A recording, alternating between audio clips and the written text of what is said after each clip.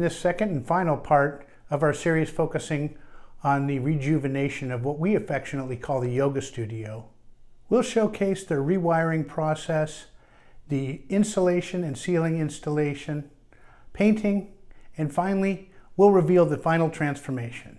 In part one, we shared the rich history of the Center Market District. While the past is intriguing, let's take a quick moment to shift our focus to the present. Today, Center Market boasts an array of offerings within the enclosed market, including art galleries, eateries, and a cozy coffee shop. Beyond these buildings, along the two-block section of Market Street, there is something for everyone. Among these are numerous dining options, watering holes, antique emporiums, and boutique shops offering an eclectic range of wares. Whether you're in need of a relaxing massage, a stylish haircut, or even contemplating a new tattoo, this area has you covered. You can also pick up a bouquet of flowers for your sweetie, or indulge your sweet tooth at the ice cream shop or candy store. For our family, the allure of revitalizing a historic property goes beyond mere restoration. It's also about becoming part of a thriving community. It was the charm of the neighborhood, historic Chaplain Row with its collection of splendid homes, and Center Market with its beautiful buildings and diverse array of shops nestled just around the corner from Chaplain House that ultimately drew us to this particular restoration project in Wheeling, West Virginia.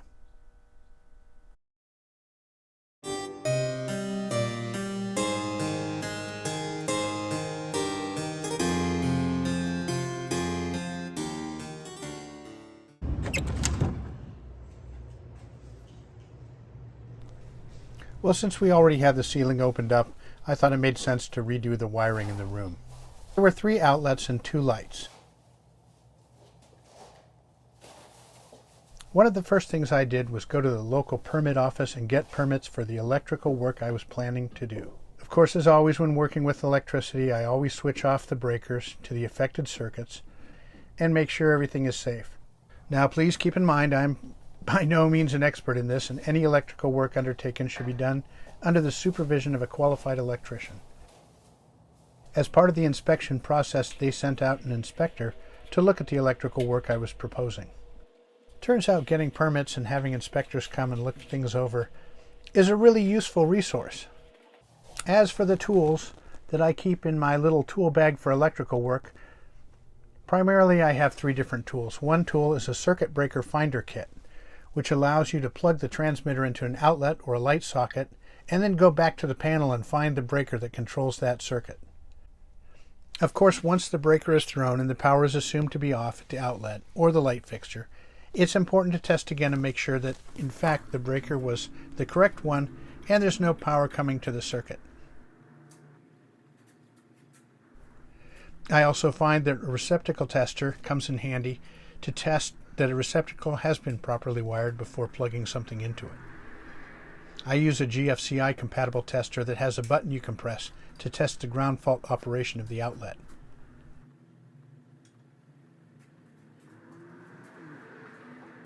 So another tool I use in this situation is a non-contact voltage detector. This tool can be held next to the outlet or socket that you're trying to work on, and it will alert you if there's any voltage in the wires.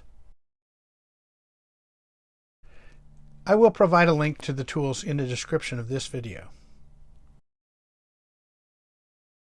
As I was rewiring these fixtures, I left the old wires attached in each of the light fixtures so that I could follow the old wire configuration as I rewired. The tricky part was to configure all of the fixtures so that the outlets were always hot, but the lights were operated by the switch. I did this by using a combination of 2 and 3 wire Romex, where the 3 wire has an extra hot wire inside of it that feeds into the outlets, while the other hot wire went to the lights by way of the switch. This took a good bit of looking things up on the internet and drawing diagrams to make sure I had all of the proper connections. Even with all of that, I took some video of me going over it as I worked so that I had a reference. It already is running from this junction box to this light box. And then from this light box to the next light box is a 2-wire, and there's 2-wire running through here to this outlet. as well as a 2-wire, which is running to this outlet. And I think that's the proper structure, because when we come here out of the box, we come out of that box over there with the 3-wire, we come in here. We're going to put the red one to this fixture. No, we're going to put the black one to this fixture and to the other stuff. And we're going to put the red one over to the switch.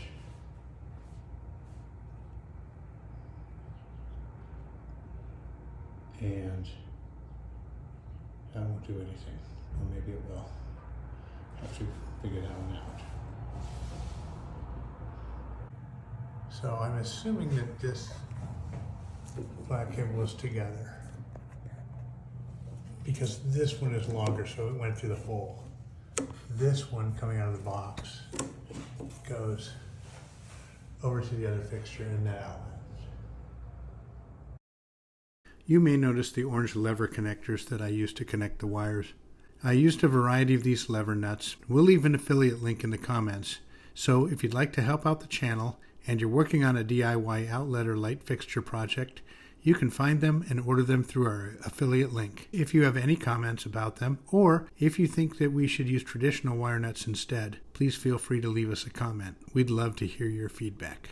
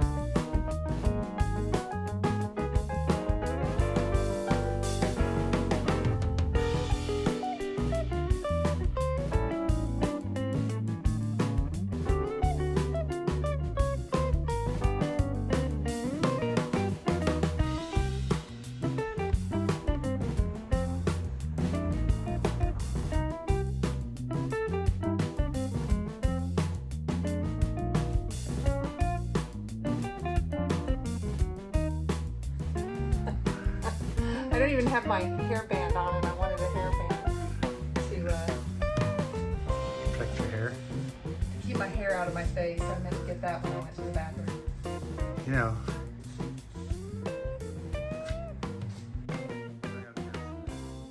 Should we surprise Maddie with a little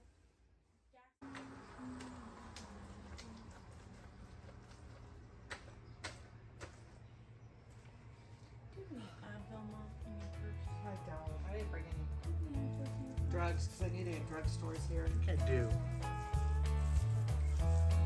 Go in there.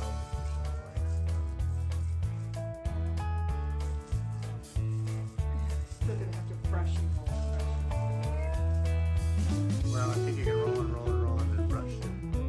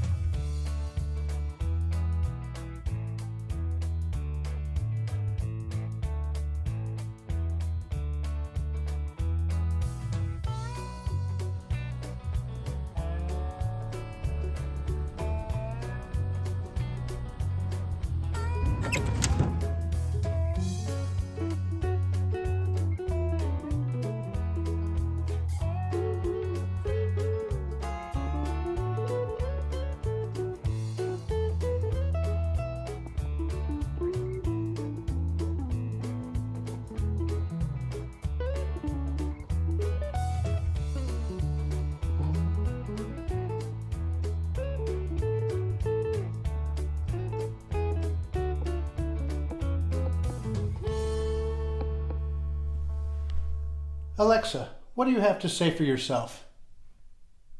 That was great. If you are like me and you like this video, please click the like button and subscribe to this channel. Well, thanks for watching, and you know what to do.